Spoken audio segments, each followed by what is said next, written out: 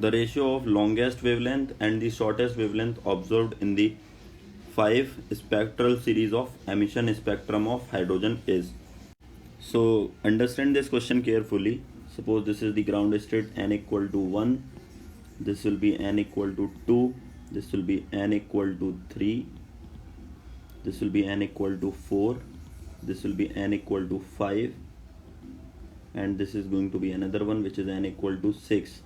So now you clearly know that if you wanted to calculate the value of maximum wavelength, okay, then longest wavelength means, if you are talking about lambda max, that means you need E minimum, right? Why I am saying this? Because lambda is equal to hc by E, because E is equal to hc by lambda. So lambda is simply inversely proportional to E.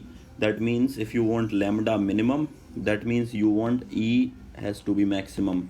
Now you can see they are talking about 5 spectral series. So look, this is 6 and this is 5, so gap is pretty less. You know that this is going to give you E minimum. That means if you want lambda maximum, then you need to use, for lambda maximum you need to use n1 should be equal to 5 and 2 should be equal to 6. So for that 1 upon lambda is equal to r 1 upon n1 square minus 1 upon n2 square, right? So now put the values. So this will be 1 upon lambda max, which gives us r 1 upon n1 square, which is 5 square minus 1 upon 6 square. Perfect.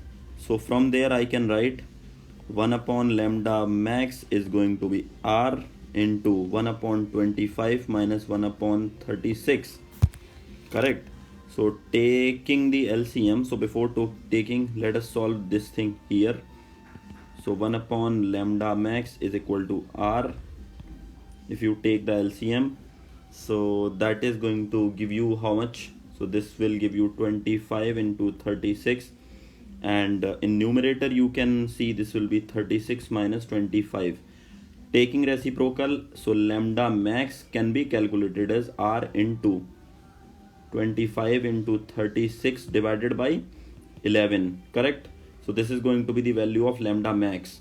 Now for lambda minimum, for hydrogen spectrum, for lambda minimum, we know that lambda minimum will have the maximum energy, right? And maximum energy, so there are infinite orbits. So if you have this spectrum infinite to 1, that means it will give you the maximum energy. So for lambda minimum we are observing E maximum, and for E maximum you need to use n2 is equal to infinite, n1 is equal to 1 only, correct?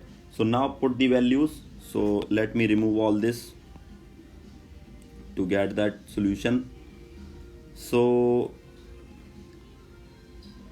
we have that formula, 1 upon lambda is equal to, so let's put 1 upon lambda minimum this time, that is equal to r 1 upon n1 square. So this time n1 is going to be how much?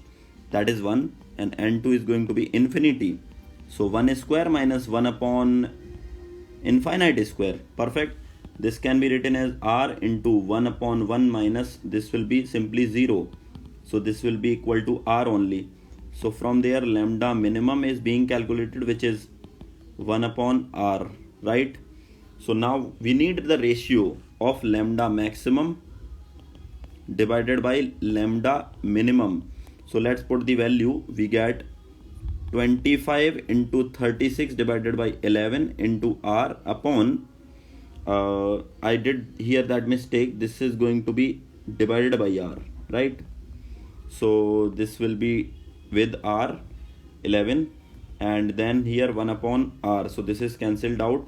So this will be the ratio, effective ratio. So lambda max upon lambda min will be is equal to, so this is 25. So 25 into 6, so that will be 150. We have 15 left. 25 into 3, which will be 75, plus 15 will be 900 by 11. So the desired ratio is 900 raised to 11. Okay, so let me see the options. So yes, we have the option number 4. Option number 4 should give us the right choice. Fine. Okay.